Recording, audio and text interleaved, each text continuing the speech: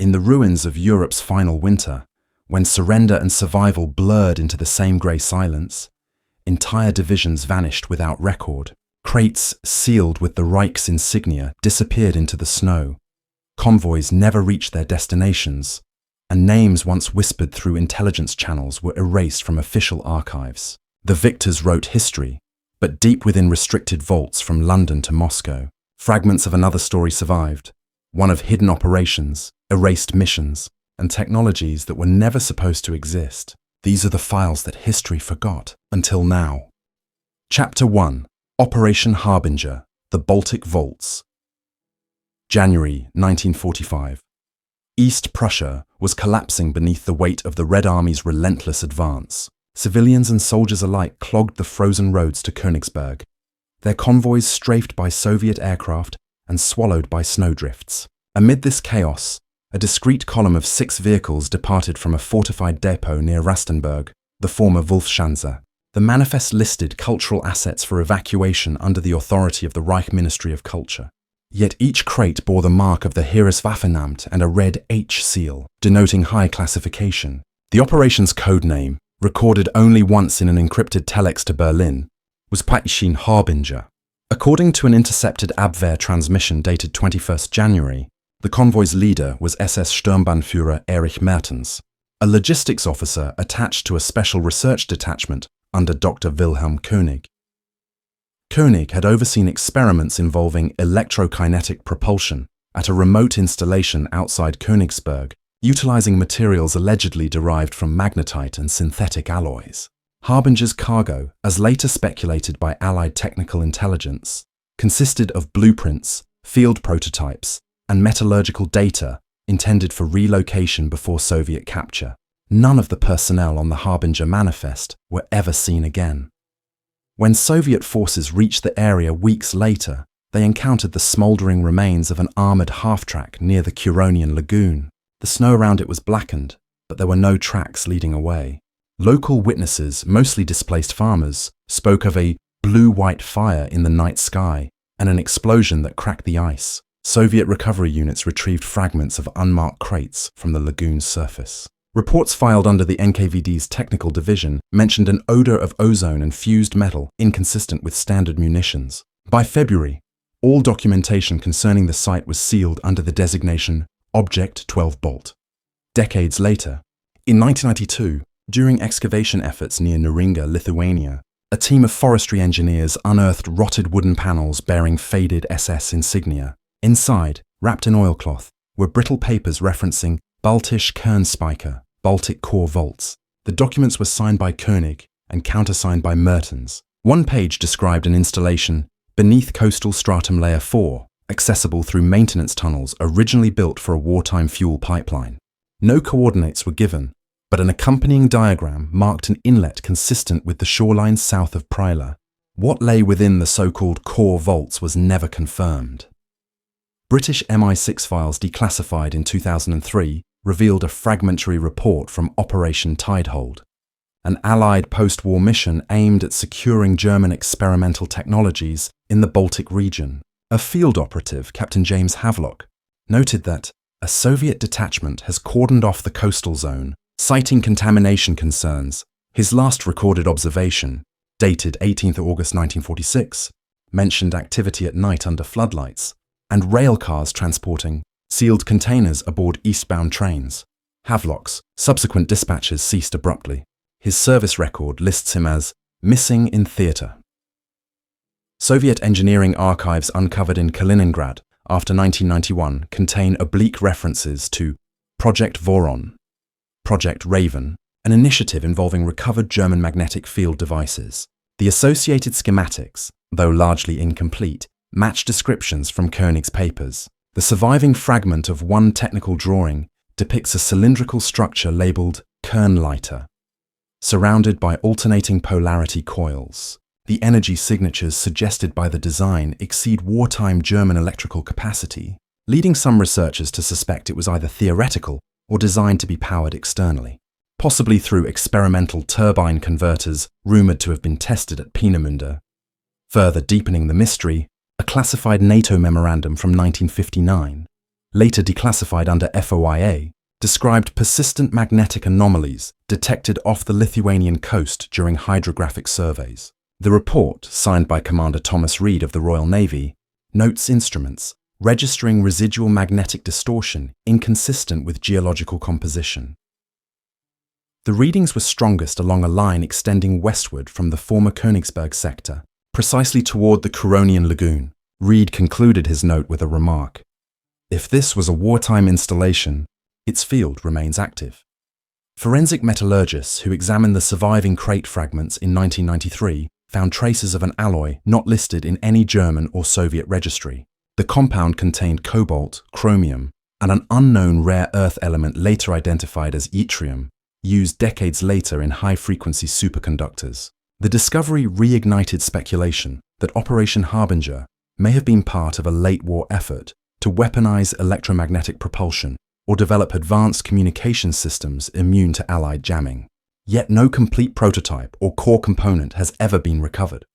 In 2008, an independent research group led by Dr. Helena Weiss of the University of Tartu conducted sonar mapping of submerged structures beneath the Curonian Lagoon. Among natural formations, they detected a rectangular cavity approximately 30 meters below silt level, measuring 12 by 18 meters. Within its outline appeared a symmetrical metallic shape, partially buried. Weiss's team filed a formal request for deeper excavation but was denied by the Lithuanian Ministry of Defense, citing heritage preservation concerns. The sonar data has never been publicly released.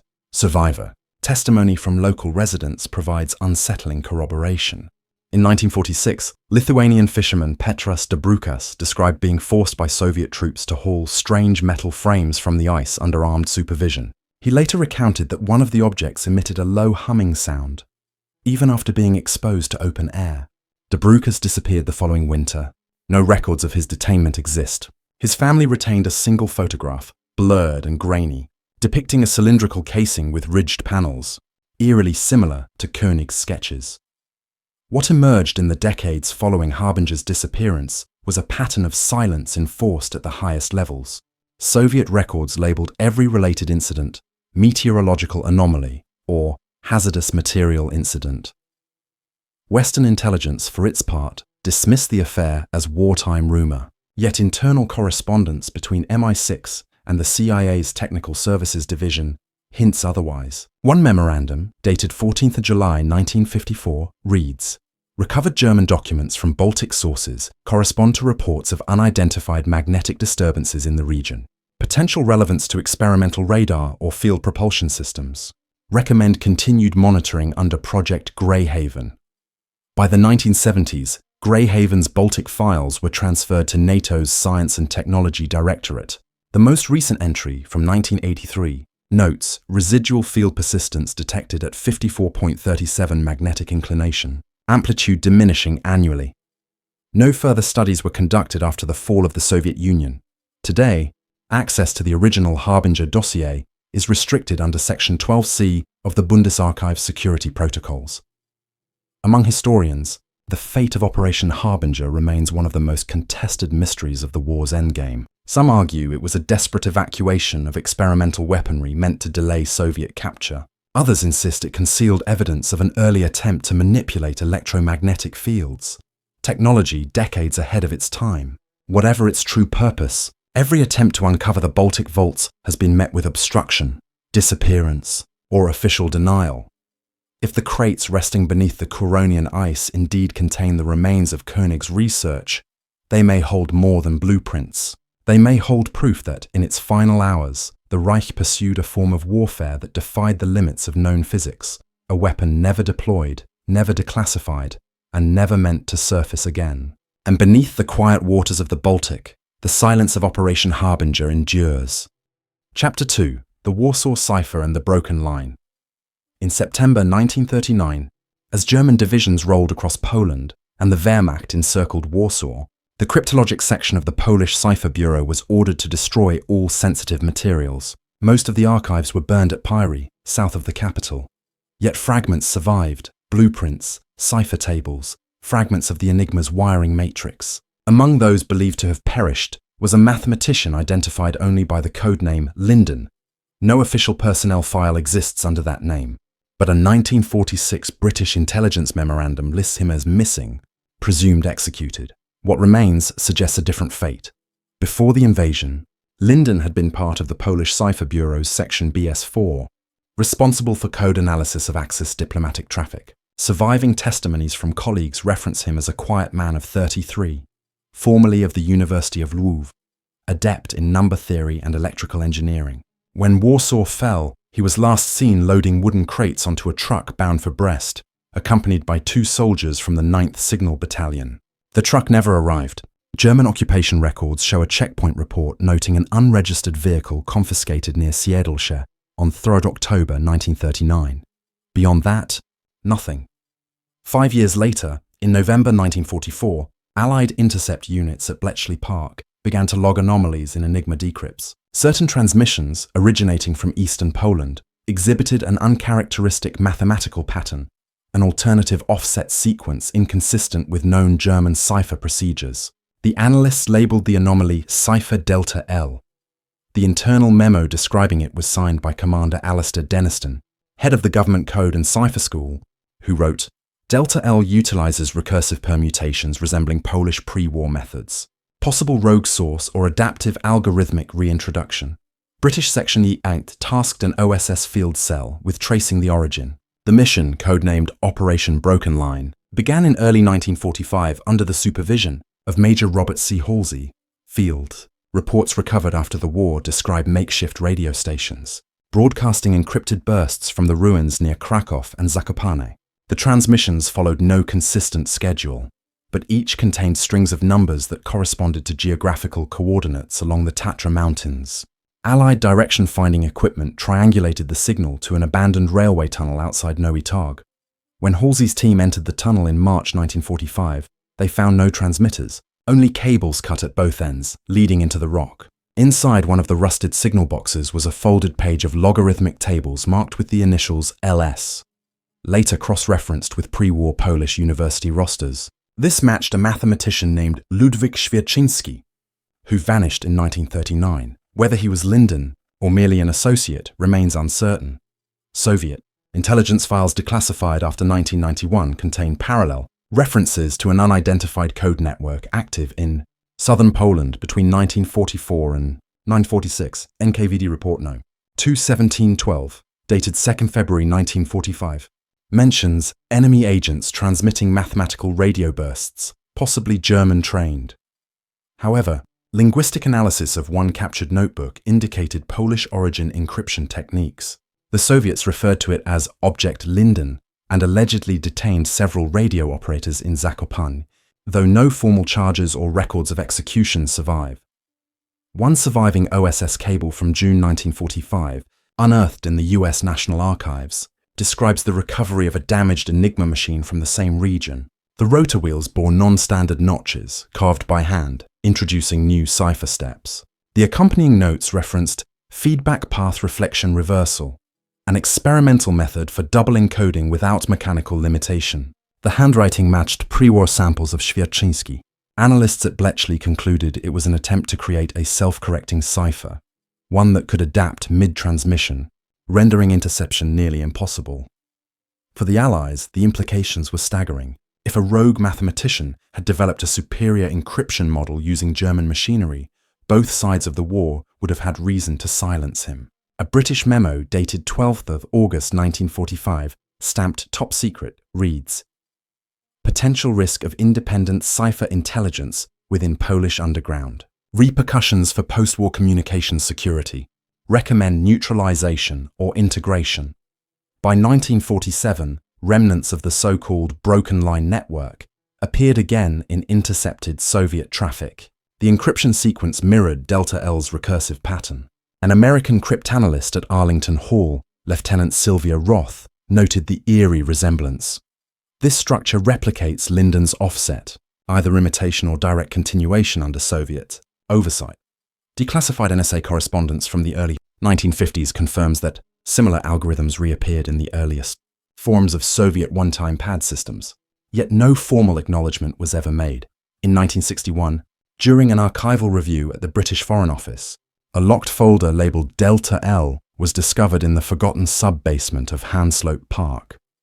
Inside were 3 unprocessed photographs dated 1945, grainy, low-light exposures showing an improvised radio array inside a stone chamber. One figure, wearing civilian clothes and a Polish cap, stood beside the equipment. His face was blurred by motion, but a handwritten caption on the reverse read, "Zakopane Station, L." Analysis confirmed the handwriting belonged to Major Halsey. He disappeared later that same year, while traveling to Trieste under a false passport. In 1978, Polish historians investigating wartime resistance networks interviewed a retired engineer named Wiktor Krzan, who claimed to have worked as a courier for an underground cipher cell during the occupation. He described delivering coded notes between Krakow and Warsaw, written on narrow strips of linen. Each message, he said, contained sequences that spoke to machines. When asked about the cell's leader, Krzan recalled only one name, Linden. He insisted Linden had not been Polish, but a man who spoke softly, like a teacher, possibly from Austria or the Baltic. He vanished in the spring of 1945, after the Russians came. Later analysis of Allied SIGINT archives uncovered an intriguing pattern. The Delta L signal's last recorded instance was intercepted on 14th May 1945, 5 days after Germany's official surrender. The message, decoded decades later, read, "The line is broken but not lost. The key remains within reflection." The phrase became the informal title among codebreakers who studied the case. Speculation within academic cryptology circles suggests that Linden's algorithm anticipated recursive encryption models later formalized in the 1970s. Some even theorized that fragments of his work influenced Soviet cipher design indirectly through captured personnel. Yet, without definitive evidence of Linden's identity or fate, the case remains suspended between rumor and record. In 1999, a former KGB archivist, Alexei Morozov, published a memoir claiming that a Polish mathematician under special protection had worked at a communications laboratory near Moscow in 1946. The man, referred to only as Dr. L, reportedly developed an encryption scheme capable of altering its key based on environmental variables, temperature, signal interference, and even solar activity. Morozov stated that the man died during a laboratory fire in 1948 and his documents were destroyed. Western historians dismissed the account as fabrication, but Morozov's description of the system precisely matched the theoretical structure of Delta L today in the archives of both Warsaw and London. The file known as the Warsaw Cipher remains incomplete, half mathematics, half disappearance. It is as if someone deliberately erased every direct connection. Each new declassification adds another layer of uncertainty. A document misfiled under the wrong year, a radio log with times blacked out, a missing index card in Bletchley's catalogue. Whether Linden was Ludwik Świerczynski, an alias for a captured engineer, or a ghost conjured by the confusion of war, his cipher persists. The recursive pattern of Delta L continues to surface in unexpected places, buried within Cold War signal traffic, echoed in the logic of early computer encryption, and whispered in debriefings where analysts still speak of the man who broke the line and rewired the silence. Somewhere between mathematics and espionage, the Warsaw Cipher remains an unfinished equation whose solution was swallowed by history. Chapter 3. Project Vortex, the Alpine Signal. The first mention of Project Wirbelsturm appears in a fragmented Heereswaffenamt memorandum dated February 1945, discovered among captured SS documents at Schloss Wartenstein. The file describes rotational field experiments conducted in subterranean facilities near Innsbruck, Austria, under the supervision of Obergruppenführer Victor Brecht and physicist Dr. Arno Seifert. The report's heading reads simply Projekt Wirbelsturm, Abteilung E. Its stated objective: Entwicklung von resonanzbasierten Energiefeldern zur taktischen Anwendung. Development of resonance-based energy fields for tactical deployment. What that meant was never clarified, but the associated requisition orders called for industrial capacitors, vacuum tubes, and magnetic coils sourced from Siemens laboratories in Berlin. By March 1945, the Reich was collapsing. Yet, as conventional fronts disintegrated, secret research intensified. Allied aerial reconnaissance of the Tyrolean Alps revealed unusual construction in a decommissioned tungsten mine near the village of Hall in Tyrol. Ventilation shafts had been sealed with reinforced concrete, and electrical conduits extended deep into the mountain. US intelligence analysts labeled it Target A-71. When American forces entered the region in May, the mine entrances had been collapsed by internal detonations. No personnel remained, no machinery survived. Only a handful of burnt blueprints, partially legible, referred to Kammer Z13, Versuchsanordnung für elektromagnetische Rotation. Test arrangement for electromagnetic rotation. The recovered pages were turned over to the Air Technical Intelligence Command in Dayton, Ohio, where engineers struggled to interpret their purpose. The diagrams suggested a circular assembly, resembling a centrifuge, surrounded by alternating current loops, perhaps an attempt to create rotational magnetic fields. The attic evaluation, dated October 1947, concluded, hypothetical device possibly linked to field communication or radar interference. Insufficient data for confirmation. That was the official line. Unofficially, the report's annex, declassified, only in 1999, includes a note from an unnamed physicist. The math implies a harmonic resonance inconsistent with radar frequencies, closer to high-energy plasma behavior. Local witnesses from Hall told a more disturbing story. In interviews recorded by the US Counterintelligence Corps, villagers described seeing light within the mountain during the final weeks of the war, glows that pulsed through the snow, and low hums that made glass tremble. Several reported livestock deaths and compasses spinning erratically. The CIC dismissed the claims as hysteria, yet a log entry from the US 103rd Infantry Division, dated 10th of May 1945, confirmed magnetic interference that disrupted radio communications within a 10-kilometer radius. It was never explained. A decade later, the anomaly reappeared. In April 1952, NATO listening posts along the Austrian border registered a steady pulse transmission, repeating every 22 minutes. The frequency, 11.3 MHz, matched none of the known commercial or military channels. Analysts traced the origin to coordinates roughly aligning with the sealed mine at Hall. The signal persisted for 12 days before abruptly ceasing. Subsequent sweeps detected residual electromagnetic activity even after transmission stopped, as if something underground continued to resonate. The incident was filed under Alpine Signal Event 1952. Declassified communications from the US Embassy in Vienna reveal quiet cooperation between Austrian authorities and the CIA under Project Vortex, the post-war codename given to all follow-up investigations of Wirbelsturm remnants. The objective was to determine whether the wartime research had produced a functioning device and if the 1952 pulse was an accidental reactivation. The investigation's technical lead, Dr. Walter Mackay of the RAND Corporation, wrote in his 1953 interim report, "The pulse's periodic structure demonstrates deliberate modulation, suggests not natural phenomena, but an engineered resonance event. Source undetermined." In 1961, Swiss geologists, conducting a cross-border seismic survey, detected harmonic vibrations in the Tyrolean strata, subsonic oscillations recurring at precise intervals. The pattern corresponded to the original 1952 signal frequency divided by 10. Geological instruments alone could not have produced such consistency. When Austrian authorities attempted to reopen the mine for inspection, NATO intervened, citing environmental instability. Within 48 hours, the tunnels were permanently sealed with concrete. The official explanation: risk of landslide. Unofficially, the site was added to a NATO restricted list known as AE 2175, with classification higher than nuclear weapons testing data. What lay inside the mountain remains speculative. Surviving wartime testimonies from captured SS engineers reference an apparatus called the Rotationskammer, a chamber designed to compress magnetic flux through rotational synchronization.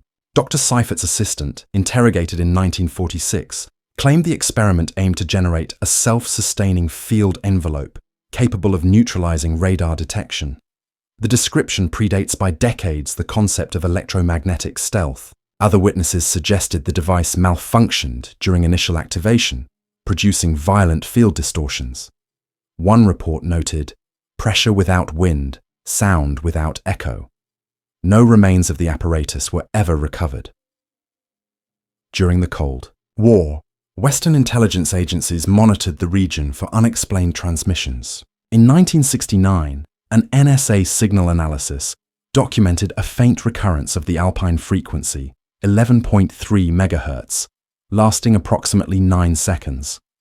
Its spectral signature showed harmonic decay, as if an artificial source briefly reactivated before dying. The NSA dismissed it as atmospheric reflection from Soviet radar. Yet the internal memo attached by analyst Harold Bennett read, "Identical frequency, identical pattern. Source cannot be solar. Recommend continuous monitoring." No follow-up reports were filed. The Soviet Union also seemed aware of the phenomenon.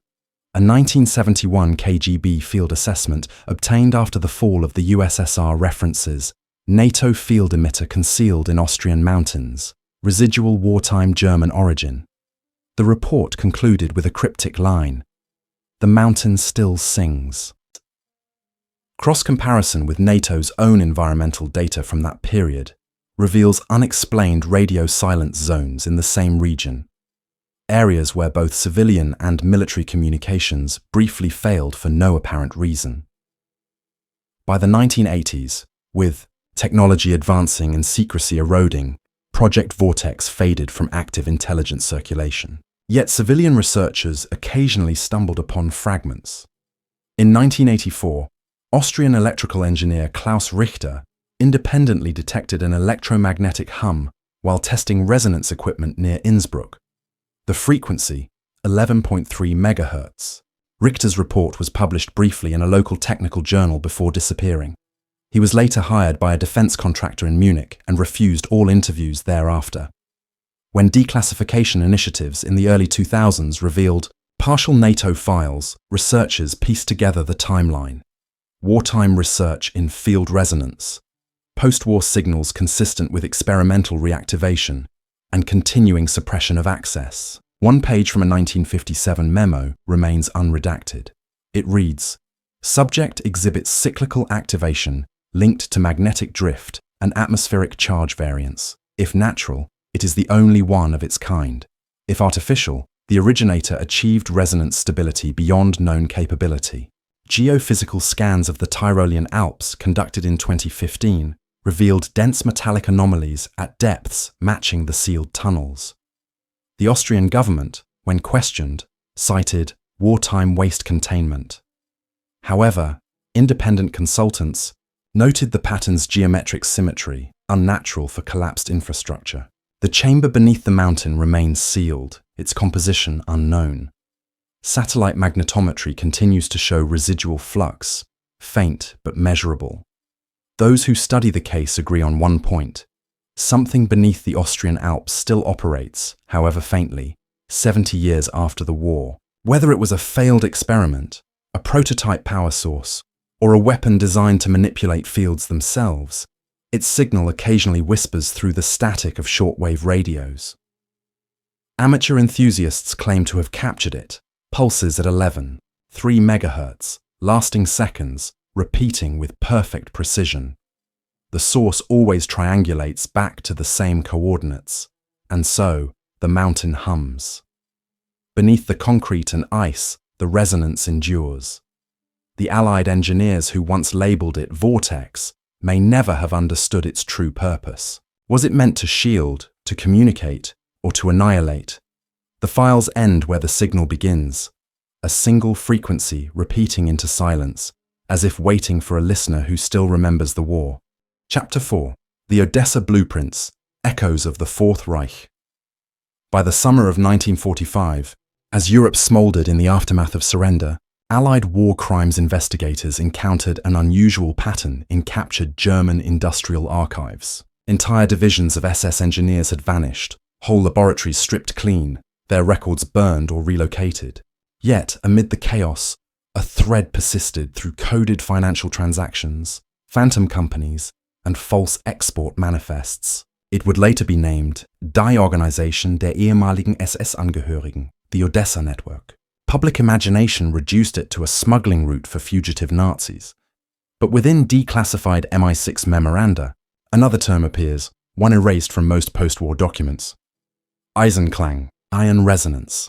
The Eisenklang files were first mentioned in an OSS report dated 18th November 1946, authored by Captain Harold Van Wyck. He summarized captured interrogations of former Luftwaffe scientists, claiming they had been recruited after the war by industrial interests in Argentina and Spain. Among the documents confiscated was a reel of microfilm labeled Project Eisenklang, containing schematics for neuro-aviation interfaces. The blueprints combined standard Messerschmitt flight control systems with diagrams of neural feedback loops, concepts untested until decades later. Van Wyck's report concluded, suggestive of synthetic control mechanisms intended to link pilot and aircraft through bioelectrical stimulus, highly theoretical, possibly delusional. He was found dead in his hotel room 2 weeks later. The reel disappeared from inventory the same day. In 1948, a courier for MI6, Arthur Penn, disappeared en route from Trieste to London. His body was found weeks later on the Adriatic coast, and his death ruled accidental drowning. Internal intelligence correspondence reveals that Penn had been carrying a recovered Eisenklang reel from an Austrian contact connected to former SS scientists operating under Argentine protection. The reel, when it resurfaced in 1973 in Buenos Aires, was in the possession of a retired naval officer, Capitan Luis Ortega. He sold it quietly through an intermediary to a German collector, who turned it over to the Bundesarchiv after the collector's own death in 1991. The accompanying note read, "Gift from those who wanted to remember." Declassified fragments of the reel, translated in 2006, describe the objective of Eisenklang: integration of cognitive response mechanisms with high-velocity flight controls, establishing resonance between biological signal and mechanical structure. In effect, the research proposed to synchronize human neural impulses with aircraft electronics through electromagnetic coupling, a concept that modern neuroscience would not achieve until the advent of early brain-computer interfaces in the 1990s. The existence of such theories in 1945 is almost incomprehensible, yet the technical language, verified by independent analysts, is consistent with authentic wartime German documentation. The deeper one reads, the more it becomes apparent that Eisenklang was less about aviation and more about control. Accompanying papers recovered from the ruins of an SS Technical Institute in Dachau refer to experiments in psychological conditioning through harmonic audio stimuli. Prisoners were reportedly exposed to low-frequency resonance. Intended to induce compliance or suggestibility, the files link the project to the Ahnenerbe's human factors. Division unter SS-Hauptsturmführer Dr. Heinrich. Kral. Kral vanished in 1945 Argentine. Immigration records list a Dr. Karl Heinrichsen arriving in Buenos Aires aboard the Santa Fe in 1949, a name bearing the same birth date and handwriting as Kral. By 1950, the Allied pursuit of war criminals had shifted toward political stability. Odessa's myth was dismissed as exaggerated propaganda. Yet, a newly uncovered CIA memorandum dated 3rd of February 1952 references continuing industrial coordination between former Reich engineers operating under Argentine auspices. It further states, recent technical exhibits in Cordoba demonstrate flight control systems consistent with classified Luftwaffe research. The attached photo, grainy and monochrome, depicts an aircraft prototype with an unusual cockpit arrangement, minimal instrumentation, heavy shielding around the pilot's seat, and embedded wiring that appears to converge near the headrest. The image remains unexplained. The Eisenklang thread winds through Cold War intelligence like a phantom echo. A 1958 CIA field cable out of Montevideo reports European engineers demonstrating resonance feedback apparatus to local defense contractors. The devices allegedly generated audio-induced cognitive synchronization. Declassified. Funding records confirm that several South American aviation firms received anonymous capital infusions through Swiss. Accounts traced to ex-German industrialists. The purpose: advanced flight stabilization systems. Western intelligence quietly monitored the developments, but never intervened. As one internal memo admitted, the men responsible for the designs may hold knowledge we still cannot replicate. A disturbing connection emerges in the 1960s. Interpol case file 62761 records a series of unexplained deaths among pilots testing experimental aircraft in Argentina and Chile. Autopsies reported neural hemorrhaging without mechanical trauma, as though subjected to extreme resonance frequencies. Local witnesses described hearing a metallic hum moments before each crash. The aircraft wreckage showed no signs of malfunction. Argentine Air Force engineers involved in the projects refused to comment, citing foreign defense cooperation agreements. The incident ceased abruptly in 1963. The project's funding trail disappeared into offshore accounts held by shell corporations, one of them named Eisenklang CE. British intelligence revisited the Odessa question in 1970 under Operation Rubicon, a joint MI6-BND inquiry into Nazi capital movements. Within the retrieved files was a photograph of Dr. Heinrich Kral, now Karl Heinrichsen, standing beside an unidentified younger man in a laboratory lined with oscilloscopes. The notation on the back reads, Cordoba Institute, 1956. Both men disappeared from records soon after. The Cordoba facility itself burned to the ground in 1958. Local newspapers described it as a warehouse fire, but photographs reveal high-voltage equipment and burned-out coil housings, eerily similar to those used in wartime electromagnetic experiments. The last verifiable trace of Eisenklang appears in a 1981 West German intelligence summary. Recovered notes from Buenos Aires suggest continued experimentation with harmonic cognition devices, possible export to Middle Eastern clients under cover of industrial training. The attached diagram shows a compact device labeled Resonanzsteuerungseinheit, resonance control unit capable of generating targeted audio fields. Experts reviewing the design decades later noted similarities to modern transcranial stimulation devices used for neural research. If genuine, it represents technology far ahead of its era. Historians struggle to separate myth from documentation, yet patterns persist. Sudden disappearances, coincidental fires, and a steady trail of erased names. Within the post-war diaspora of German science, Odessa may have served not merely as an escape route, but as a continuation, a mechanism for preserving forbidden research under new flags. The scattered Eisenklang reels suggest an ambition not of ideology but of mastery, the seamless fusion of machine and human thought. When the final reel was examined by Bundesarchiv specialists in 1993. Its magnetic surface revealed faint residual imprints not aligned with its visible film frames, traces of an earlier recording overwritten by new data. Digital enhancement produced a sequence of waveform-like images resembling audio frequencies rather than text. One sequence repeated 3 times. 4.31 kHz, 4.31 kHz, 431 Kz. In the surviving transcript from the analysis session, a technician remarked, "It almost sounds like breathing."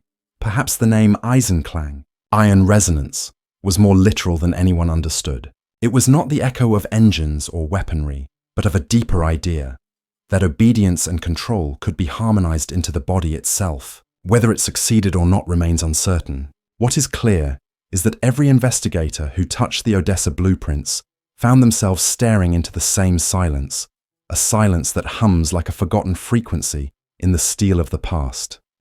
Chapter 5. Ghost Squadron, The Vanishing of Flight K-29. At dawn on April 12, 1951, Royal Air Force Flight K-29 departed from RAF Nicosia, Cyprus, on a classified reconnaissance mission over the western Black Sea. The aircraft, a modified de Havilland Mosquito PR-34, carried state-of-the-art electronic countermeasure equipment designed by the Telecommunications Research Establishment, TRE. Its flight plan authorized it to approach within 70 miles of Sevastopol's air defense perimeter, collecting radar signatures of new Soviet installations. The mission log lists 2 crew: Flight Lieutenant Peter H. Lawson, pilot, and Squadron Leader Alan Rees, signals officer. Their radio call sign, Kestrel 29. Their final transmission, received at 0741 hours, contained only 4 words: multiple pings, unknown pattern. The flight never returned. Official RAF inquiry records state that K-29 was presumed lost at sea due to engine failure. Yet that explanation collapsed almost immediately. Both engines had been overhauled days prior. Weather conditions were clear. No distress beacon was ever detected. In the months following, fragments of communication intercepts from NATO listening posts hinted at a different story. A US Air Force signal report, declassified in 1987, described anomalous pulse emissions detected across the same region minutes after K-29 vanished, short, synchronized bursts on frequencies not used by Soviet radar. The pattern matched neither atmospheric interference nor known jamming protocols. Analysts labeled the incident Spectre Echo. The British Air Ministry, under pressure from the United States, reopened the investigation. The surviving documentation reveals a pattern of silence and contradiction. One memo from Group Captain Henry Thorburn to the Joint Intelligence Committee reads, Soviet monitoring stations reported identical interference on multiple bands. Possible exposure of ECM prototype to foreign emission. Strong indications crew encountered active field effect. What this field effect entailed was never clarified. Subsequent pages of Thorburn's correspondence were redacted under the Official Secrets Act for over 60 years. What fragments remain paint a chilling picture. According to post-war Soviet records uncovered after 1991, radar operators at Sevastopol's 31st Air Defense Regiment logged unidentified reflective phenomena at 0740 hours, 1 minute before K-29's final transmission. The radar plots showed multiple echoes converging on a single point, then vanishing. Soviet technicians later described the event as self-extinguishing interference, similar to what might occur if a strong electromagnetic pulse disrupted the receivers. The unit's logbook was confiscated by NKVD officers and never returned to the archives. Recovered RAF signals documents reveal that Flight K-29 carried a prototype countermeasure unit, codenamed Merlin Array, capable of detecting enemy radar emissions and automatically generating phase-inverted counterwaves to neutralize them. It was a fragile experimental system, adapted from research seized from German facilities in 1945. The captured blueprints had originated at Peenemünde and referenced resonant field propagation devices. One margin note, handwritten in German, read, "Beware of feedback collapse." British engineers assumed it referred to electronic oscillation instability. No one considered the possibility that the device might generate a feedback field, not merely within its circuits, but within the surrounding electromagnetic environment. Declassified NATO correspondence from June 1951 mentions a joint recovery attempt. A US Navy PBY Catalina from Task Force 68 located oil slicks 40 miles off the Crimean coast, but no debris. Soviet patrol boats intercepted the search, warning the Americans off. When the RAF resumed flights weeks later, radar interference in the same area intensified. The Admiralty instructed all aircraft to avoid a blackout zone spanning 50 nautical miles east of Varna, Bulgaria. The zone remained classified until 1972. Throughout the Cold War, both sides referenced the K-29 incident obliquely in internal communications.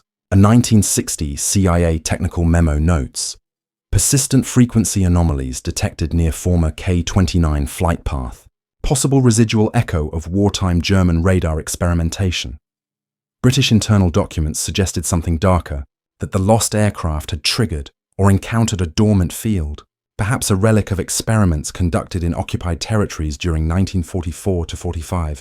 Project Harvestman, a joint Anglo-American intelligence review of captured German technology, included a sealed section referencing Black Sea anomalies consistent with magnetic resonance interference patterns.